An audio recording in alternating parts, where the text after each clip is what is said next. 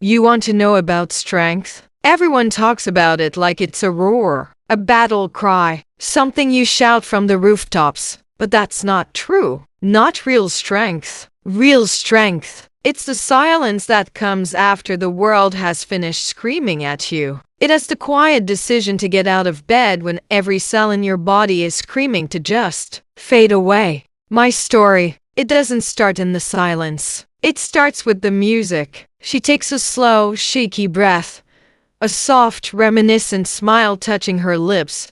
I was a painter, not the kind you see in galleries, not yet anyway, but the kind who saw the world in colors other people were too busy to notice. The way the light hit the rain-slicked pavement at dusk wasn't gray. It was 1,000 shades of silver and lavender. The green of the oak tree in our backyard wasn't just green. It was the color of life, stubborn and deep. And my world was painted in the warmest, safest colors you can imagine. There was my sister Clara, 2 years older, with a laugh that could untangle any knot in my soul. We were opposites her, all sharp wit and ambitious fire, destined to conquer the corporate world. Me quiet, with paint under my fingernails and my head in the clouds. But we fit. We were a perfect balanced set. And then there was David. David was the color gold. Her voice softens, becoming almost a whisper. I met him in my final year of art school. He was Clara's friend first, a rising star at her law firm, Hastings and Sterling. Sharp, handsome, with a confidence that felt like a shelter. He didn't just walk into a room. He commanded it. And for some reason, he saw me. Me, with my thrift store canvases and my dreams that didn't have a 401,000 attached. He'd come to my tiny, paint-splash studio and just watch me work. He'd say, "Ilara, you don't just paint what you see, you paint the heartbeat of it." No one had ever looked at my art and seen a heartbeat before. To my family, it was a hobby. To my professors, it was potential. To David, it was magic. When he asked me to marry him, a year later, under that old oak tree, I thought my life was a masterpiece finally completed. Clara was my maid of honor, crying happier tears than even our mother. She hugged me so tight and whispered, "You deserve every bit of this happiness, little sister. You deserve the world." And for a while I had it. We bought a small house with a sunroom I turned into a studio. David was climbing the ladder at Hastings and Sterling, his name becoming known. I was starting to get small gallery showings. Our lives were a beautiful, chaotic symphony of legal briefs and the smell of turpentine, of late-night takeout and early morning lovemaking. I remember one specific evening. David had just won a big case. He came home, his tie loose, that brilliant smile on his face. I'd made his favorite meal, and we sat on the floor of the living room, the case files and my sketches scattered around us, drinking cheap wine from fancy glasses we'd gotten as a wedding gift. He looked at me, his eyes so earnest, and he said, "Yell, when I make partner, I'm going to buy you the biggest, brightest studio in the city. North-facing windows, all the light you could ever want. You'll never have to teach another snot-nosed kid's art class again. You can just create." And I believed him. I believed every word. Why wouldn't I? His dreams were my dreams. His success was our success. The only shadow, the only discordant note in our symphony was his older brother, Mark. Mark was also a partner at the firm, but where David was fire and ambition, Mark was ice. Cold, calculating, with a smile that never reached his eyes. He always looked at me like I was a piece of modern art he couldn't quite price a confusing, and therefore worthless, acquisition. He'd make little comments. "Another painting, eh, Lara? What's this one supposed to be?" Or, "David, you're keeping the local art supply store in business, I see." He said it with a laugh, so you could never quite call him on it. But it was a paper cut. Small, but it stung. David would just wave him off. "Ignore him, El. He's just jealous. He doesn't have a beautiful, talented wife to come home to. He has his spreadsheets, so I did. I ignored him. I was too busy swimming in the golden light of my own happiness to notice the storm clouds gathering on the horizon. My world was my art, my sister, my husband. It felt unshakable. It felt like forever. The firm's annual gala was the biggest event of the social season. A sea of black ties and designer gowns. I was nervous. That world of sharp handshakes and sharper small talk was David's element, not mine. But I had a new dress, a deep emerald green that David said made my eyes look like sea glass. And I had him, his hand a steady anchor on the small of my back as we walked into the glittering ballroom. That night, everything was perfect. David was glowing, receiving congratulations from everyone. He was a shoo-in for a named partnership. Everyone said so. I was so proud, clinging to his arm, beaming up at him. I went to get us another drink, floating on a cloud of champagne and pride. And that's when I heard it. I was rounding a corner towards the bar, hidden by a large floral arrangement, when I overheard Mark's voice. He was talking to another senior partner, a man named Robert Sterling. I paused, not meaning to eavesdrop, but something in Mark's tone. It was slick, conspiratorial. David's performance is stellar, Robert. No one can deny that, Mark was saying. But we have to think long-term. About stability, about the image of the firm. Robert Sterling grunted. What are you getting at, Mark? Mark lowered his voice, but I could still hear every poisonous word. His wife, Elara, she's lovely, of course, but she's an artist. There's no family money, no connections. She's essentially a charity case. It doesn't project the strength we want. It's a sentimental liability. Hastings and Sterling isn't built on sentiment. It's built on power.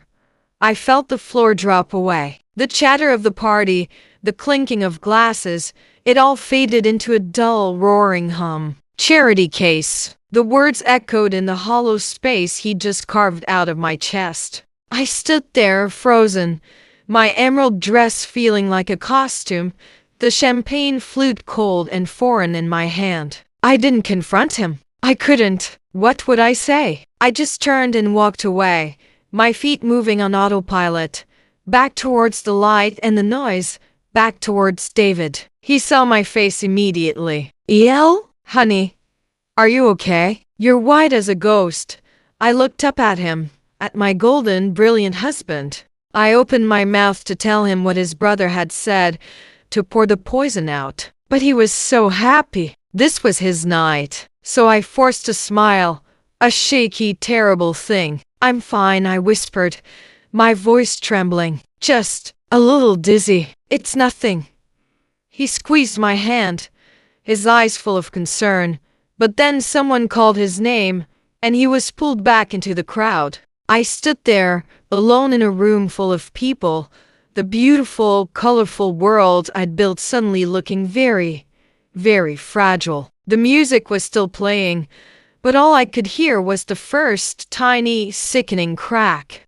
That crack! It became a chasm, and it happened so fast. She wraps her arms around herself, as if against a sudden chill. The gala was on a Saturday. By Monday, the air in our house had changed. David was quiet, withdrawn. He said it was just work stress, the pressure of the partnership decision. I believed him. I was too wrapped up in my own hurt, nursing the wound Mark had given me, to see the much larger one coming. I decided I wouldn't tell David what Mark had said. I'd be stronger. I'd prove Mark wrong. I threw myself into my work, finishing a triptych for a small but respected local gallery. It was the best work I'd ever done. It was my armor. A week later, I came home to find David sitting at our kitchen table, in the dark, no lights on, the remains of the day casting long, skeletal shadows across his face. "David? David?" He didn't look at me. He just stared at the wood grain of the table as if it held the secrets of the universe. In his hand, he was clutching a thick manila envelope. "Sit down, Ilara. He never called me Elara. It was always El or baby. My heart started to hammer against my ribs, a frantic, trapped bird. I sat. He finally looked at me, and his eyes, they weren't the gold I loved. They were flat, empty, the eyes of a stranger reading a verdict. The partnership, he said, his voice devoid of all emotion. It went to Mark. Oh, David, I'm so sorry. I reached for his hand, but he flinched away. The gesture was so small, so sharp. It felt like a slap. There's more, he said. He slid the envelope across the table. Robert Sterling showed me this. He thought I had a right to know. With trembling fingers, I opened the envelope. Inside were photographs of me entering a cheap motel on the other side of town. And then, later, a man leaving the same room. A man I knew. He was the owner of the gallery that was showing my triptych. A married man. The world tilted. What? What is this? David, this is insane. Is it? He asked, his voice dangerously quiet. Because the timeline matches up perfectly with the research trips you said you were taking for your new series. The gallery owner confirmed it when Robert confronted him. Said it was a regrettable mistake and that he'd end the affair immediately to save his marriage. He's lying, I cried, tears now streaming down my face. David, you have to believe me. I was at the library. I can show you the notes, the sketches. Why would he say that? Because you seduced him, Elara, David shouted, finally exploding out of his chair. The sound was like a gunshot in the quiet kitchen. To get your show. To use him. Mark tried to warn me. He said you were unstable, that you were a liability, that your artistic temperament made you unpredictable. He said he saw you with him at a bar weeks ago, being too familiar. I didn't want to believe him. But this, he gestured to the photos, his hand shaking with rage. This is proof. And that's when I saw it. The masterstroke. This wasn't just a betrayal. It was a masterpiece of destruction, painted by my own brother-in-law. Mark, he must have had me followed. He must have paid the gallery owner to lie. He'd orchestrated this entire horrific tableau to get the partnership and, for some twisted reason, to destroy me in the process. It's Mark, I whispered, my voice raw. David, this is Mark. He said things about me at the gala. He called me a charity case. He's doing this. But the evidence was too concrete. A husband's trust is a fragile thing, and David's had been systematically dismantled. My tears, my pleas, they just looked like the performance of a guilty woman. Get out, he said, his voice flat again. The finality in it was worse than the anger. David, please, get out. I left. I took nothing but my purse and the clothes on my back. I went to the only place I could think of, Clara's apartment. I spilled the whole terrible story to her, sobbing so hard I could barely breathe. I told her about the photos, the lies, about Mark's poison. I expected her arms around me. I expected her fury, her unwavering belief. She listened, and then she did the one thing I never, in a million years, thought she would do. She sighed, a heavy, disappointed sound. Elara, she began, her voice careful. David called me. He's devastated. These photos, they look really bad. They're fake. Clara, you know me. You know I would never do that. I know the sister I grew up with wouldn't, she said, and the qualifier felt like a knife to the heart. But you've been so different since you married David, so caught up in your own world. Maybe you felt neglected? Maybe you made a mistake? I stared at her, my own sister, and saw a stranger. Mark had gotten to her too. He'd poisoned the one well I thought was safe. He had taken everything. My husband, my home, my reputation, and now, my sister. I had nothing. The next few months were a blur of grey pain. I moved into a hostel, then a shabby rented room that smelled of stale cigarettes and despair. My gallery show was, of course, cancelled. The art community, small and vicious, had heard the rumors. The adulterous, unstable artist. My name was Mud. David filed for divorce. His lawyer, one of his friends from the firm, was brutal. I got nothing. Our shared assets, he argued, were purchased with his income. My art was deemed to have negligible value. I didn't have the money or the strength to fight. I was broken. I'd spend days lying on the thin mattress in my rented room, watching the dust motes dance in the sliver of light from the window. I didn't paint. I couldn't. The colors were gone. The world was gray. The only thing that kept me from just disappearing was a single burning coal in the ashes of my heart. It wasn't hatred. Not yet. Hatred is too hot, too consuming. This was colder, sharper. It was the memory of Mark's voice. Charity case. It was the sight of David's turn back. It was the sound of my sister's disbelief.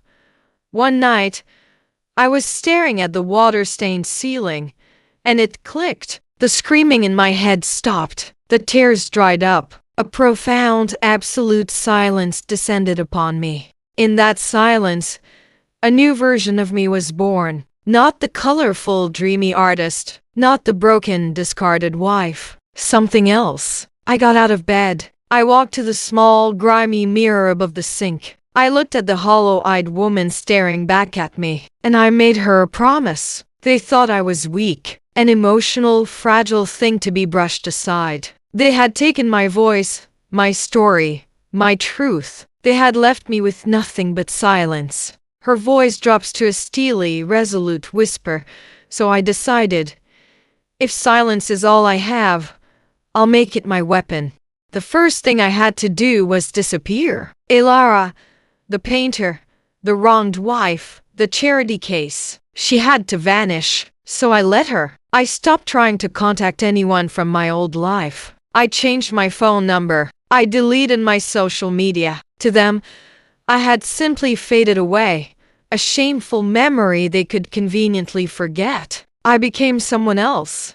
I used my mother's maiden name, Ashworth. Ilara Ashworth. It sounded strong, unbreakable. I got a job, not with my art, but with my mind. I'd always been good with numbers, with patterns, with seeing the underlying structure of things. It was how I composed my paintings. I just applied it to a new canvas. I started as a low-level analyst at a small, gritty corporate intelligence firm. It was a world away from courtrooms and galleries. It was all data trails, financial footprints, and the quiet, dirty secrets companies try to bury. I was good at it. Scarily good. Because I wasn't just looking for financial fraud or insider trading. I was learning how people build lies, how they construct facades of respectability. I was studying the blueprint of my own destruction so I could learn how to dismantle others. I worked 80-hour weeks. I devoured everything: finance, law, forensic accounting. I stopped seeing the world in colors. I started seeing it in connections, in leverage, in vulnerabilities. The burning coal inside me wasn't a flame. It was a forge, and I was hammering myself into a new shape, a weapon. It took 7 years. 7 years of ramen noodles and fluorescent lights. 7 years of building a reputation not as Ilara, but as Ashworth, the quiet, brilliant, and ruthlessly thorough investigator. The one you called when you needed to know everything about someone, when you needed to find the one thread that would unravel their entire world. I never spoke about my past. I was polite, professional, and utterly opaque. My silence was my shield. And with every corrupt CEO I helped bring down, with every fraudulent scheme I exposed, I was sharpening my blade for the only mission that truly mattered. I finally left the firm and started my own consultancy. High-end, discreet. My clients were powerful people who paid exorbitant fees for my silence and my results. I made a fortune. I bought a sleek, modern apartment with a view of the city that had once spit me out. It was minimalist, all clean lines and neutral tones. There were no paintings on the walls. My art was now a different kind of creation. And then, the moment came. I was reviewing a potential client list when I saw the name, Hastings and Sterling. They were doing due diligence on a company they wanted to acquire. They needed an independent external review. It was a mid-level project, not something the named partners would normally handle, but I knew who would be overseeing it. Mark. It was his area of expertise. My heart didn't race. My hands didn't sweat. I felt a profound glacial calm. The hunter had been invited into the hen house. I accepted the contract. Under the name E.L. Ashworth. My reputation preceded me. They were lucky to have me, they said. Walking back into the offices of Hastings and Sterling was like walking onto a stage for a play I had written, directed, and spent 7 years rehearsing.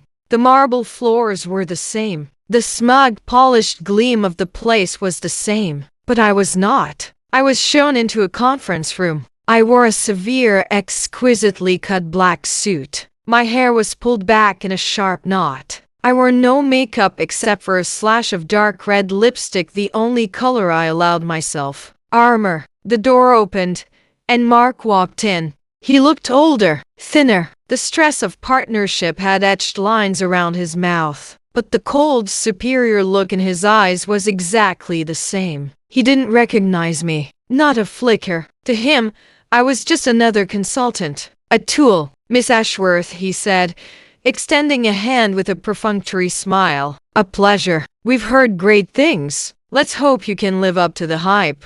I shook his hand. My grip was firm, cool. I always do, Mr. Hastings.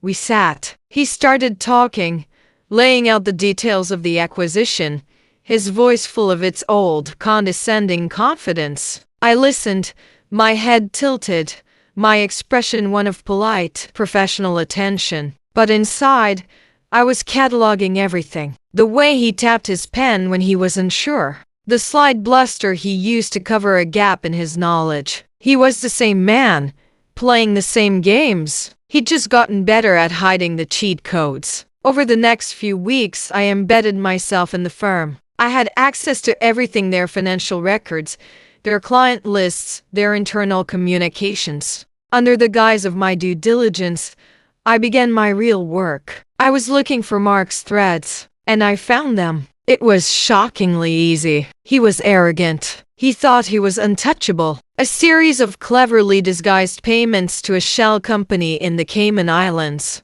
billing irregularities for a major client overcharging, then writing off the mistake in a way that funneled the money elsewhere. It was small at first, but the pattern was there. A tapestry of greed and fraud. I was in my office, a temporary space they'd given me with a view of the city, compiling my report, both the real one and the one I would present to the firm as senior management. It was late. The office was quiet. There was a soft knock on my door. I looked up. It was David. My breath caught in my throat for a single, betraying second. He looked tired. The golden boy was a little tarnished. He had a file in his hand. Miss Ashworth, I'm David Hastings. I was told you were working late. I had some documents you requested for the Bryson account. He placed the file on my desk. He looked at me, and for a heart-stopping moment, I thought he saw something. A flicker in the eyes, the curve of a cheekbone he used to trace with his fingers. But his gaze was polite, distant. I was a stranger. Thank you, I said, my voice perfectly even. He nodded. Mark speaks very highly of your work. Says you're the most meticulous auditor he's ever seen. A ghost of a smile touched my lips. I believe in thoroughness. He lingered for a moment, an awkward silence hanging between us. Well, good night. Good night, David. He left, closing the door softly behind him. I sat in the sudden silence, the sound of my old name on his lips echoing in the room. The past and present had just collided, and the impact was silent, seismic. The following day, I requested a private meeting with Robert Sterling, the senior partner who had once believed Mark's lies about me. I had finished my official report on the acquisition. It was time to present my supplementary findings. I walked into Robert's grand corner office. He was older, grayer, but his eyes were still sharp. He gestured for me to sit. So, Miss Ashworth, he began. Your report on the acquisition? I trust it's favorable. The company you're acquiring is sound, I said, placing a thick folder on his desk. But that's not why I asked for this meeting. I opened the folder. It wasn't about the acquisition. It was about Mark. A detailed, irrefutable record of his financial manipulations, his fraud, his betrayal of the firm's trust. Robert's face went from polite interest to stunned disbelief, then to cold, hard fury as he flipped through the pages. This is explosive. How did you? My job is to find the truth, Mr. Sterling, I said calmly. No matter where it's hidden. He looked up at me, his eyes narrowing. Why are you showing this to me? This goes far beyond the scope of your contract. I met his gaze, and for the first time, I let a sliver of the real me show through the professional facade. I let him see the steel, the resolve. Because the firm's stability is paramount, I said, my voice soft but clear. And I believe in cleaning house. He stared at me for a long, silent moment. The penny was dropping. The pieces were connecting. The name, Ashworth. The familiarity. The intensity. The specific, targeted nature of this discovery. The color drained from his face. My God, he whispered. Elara. I didn't confirm or deny. I simply stood up, smoothing my suit. You have the information you need. My work here is done. I turned and walked towards the door, my heels clicking softly on the polished floor. Just as my hand touched the cool brass of the doorknob, the office door flew open from the outside. It was Mark. His face was a thundercloud of panic and rage. He must have heard I was in with Robert. What is she saying, Robert? He demanded, his voice cracking. Don't listen to a word of it. She's. He turned to look at me. Really look at me. Perhaps for the first time. And finally, after 7 long years, the veil dropped. His eyes widened in dawning, horrific recognition. The charity case. The woman he'd destroyed. The ghost from his past. He stood there, frozen, as the weapon he had forged finally stood face to face with him. The air in that office was so thick you could have carved it. Mark stared at me, his mouth slightly agape, the carefully constructed mask of the powerful lawyer shattered into a million pieces. All that was left was raw, undiluted fear. Robert Sterling was the first to break the silence. His voice was like gravel. Mark, is there something you'd like to tell me? Something about our esteemed consultant? Mark's eyes darted from Robert's furious face to my calm one. I saw the calculations spinning behind his eyes, denial, blame, rage. But the evidence in Robert's hands was a guillotine blade, and the rope had already been cut. This is a setup, he hissed, pointing a trembling finger at me. Robert, you have to see it. This is that woman, that artist David was married to. She's here for revenge. She's fabricated all of this. I didn't move. I didn't speak. I just let the silence do the work for me. It was my old friend, my weapon, and it was sharper than any lie he could tell. Robert slowly stood up, planting his hands on his desk. She fabricated the wire transfers to the Cayman Islands. She fabricated the overbilling of the Henderson account and the subsequent write-offs that landed in your pocket. She has access to our internal servers to plant this masterpiece of fraud. His voice dripped with sarcasm. You always were clever, Mark, but you were never this clever. And neither, apparently, was I, for trusting you. The fight seemed to drain out of Mark all at once. His shoulders slumped. He looked like a puppet with its strings cut. He knew it was over. Get out of my office, Robert said, his voice low and deadly. Wait in the boardroom. The executive committee will be convened within the hour. I suggest you think very carefully about what you're going to say. Mark staggered out, not looking at either of us. The door clicked shut, leaving Robert and me alone again. He sank back into his chair, looking every one of his 70 years. He ran a hand over his face. Elara, I don't know what to say. You don't have to say anything, Robert, I said, my voice quiet but firm. The evidence speaks for itself. What he did to you, he began, shame coloring his features. The things he said, I believed him. We all did. David. At the mention of David's name, I felt a familiar old ache, but it was distant now. A scar, not a wound. David believed what he was meant to believe, I said. He was collateral damage in Mark's war for power, just like I was. What happens now? Robert asked, and it was surreal. This powerful man asking me, the former charity case, for direction. That's up to the firm, I said. But I would suggest a very quiet, very swift resignation. Repayment of all misappropriated funds, with interest, and a permanent revocation of his law license. If you handle it internally, you contain the scandal. If you don't, well, my report is very thorough. It would be a shame for it to fall into the hands of the Bar Association, or the press. It wasn't a threat. It was a statement of fact. The choice was his, justice, or ruin for the entire firm. He nodded slowly, understanding completely. I had given him a path to save his life's work, and in doing so, I had ensured Mark's destruction was total yet contained. There would be no dramatic courtroom scene, no public spectacle, just a quiet, professional erasure. The way they had erased me. I turned to leave for the final time. "Hey Laura, wait," Robert called out. "Why? Why come back like this? You could have ruined him publicly. You could have destroyed us all." I paused at the door and looked back at him, because that's what he would have done. This isn't revenge. Not the kind he would understand. This is justice. And justice is clean.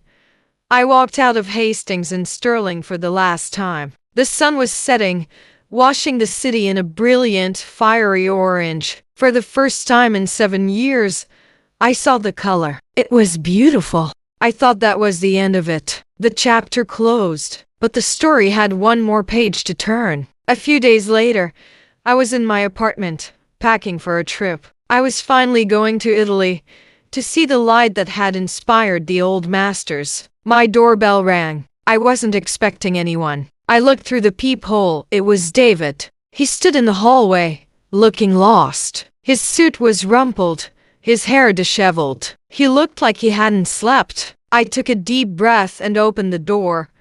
He flinched when he saw me, as if the reality of my existence was a physical blow. "Ilara," he breathed. "David, can I come in?" I hesitated, then stepped aside. He walked into my home, his eyes taking in the clean lines, the expensive, tasteful furniture, the view. This was not the home of a broken woman. This was the home of someone who had conquered. "I saw Robert," he said, not looking at me. "He told me everything. About Mark, about the fraud, about what he did to you, to us." His voice broke on the last word. I didn't speak. I just let him have his moment. He turned to me, his eyes swimming with tears. He showed me the evidence. It was all a lie. Everything. The photos. The gallery owner confessed when Robert confronted him with the financial records Mark used to pay him off. It was all a lie. And I believed it. I threw you out. I let him destroy you. The raw pain in his voice was real. This was the man I had loved. The man who had loved me. And he was finally seeing the ruins of what he had helped burn down. "You did," I said, my voice gentle but unwavering. There was no anger in it, no blame, just truth. "You chose not to believe me. I was a fool," he cried, the tears finally falling. "A proud, arrogant fool. I was so focused on the partnership, on my career, that I couldn't see my own brother was a monster. I lost you. I lost everything that ever mattered because of it." He was right. He had, but his loss was no longer my burden to carry. "What do you want from me, David?" I asked. "Forgiveness," he whispered, his shoulders shaking. "A second chance. Something. Anything."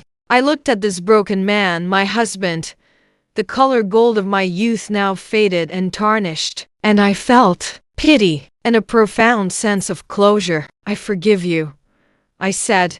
He looked up, a flicker of desperate hope in his eyes. "But," I continued, my voice soft as a sigh, There is no second chance. That chapter of my life is over. The woman you married, the painter who believed in heartbeats, she's gone. You can't have her back. I can't give you what you're asking for."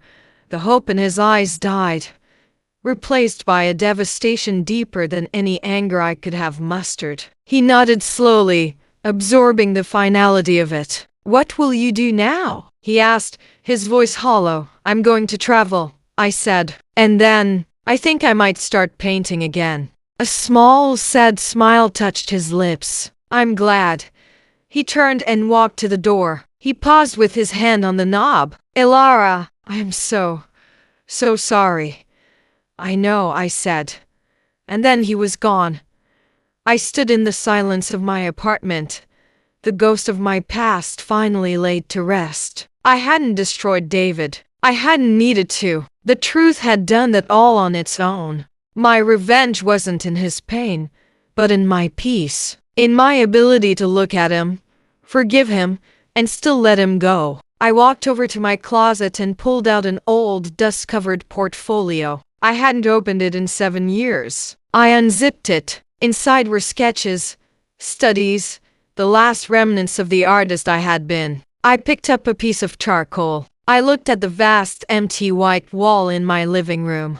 And for the first time since my world had ended, I felt the urge to make a mark, to create, not destroy. This was my healing. This was my justice. Not a roar of triumph, but a quiet, steady return to myself. I had used the silence to become strong, and now I was using that strength to find my voice again. She looks directly at the listener, a serene strength in her eyes. They thought they had broken me, and in a way, they had. They broke the girl who trusted, who loved blindly, who saw the world in soft, beautiful colors. But from those broken pieces, I built a woman of steel and glass, someone who could see the world with unflinching clarity, yet still allow the light to pass through. I didn't get revenge. I got something far, far better. I got myself back. Because sometimes silence isn't weakness, it's justice wrapped in grace. Silent revenge.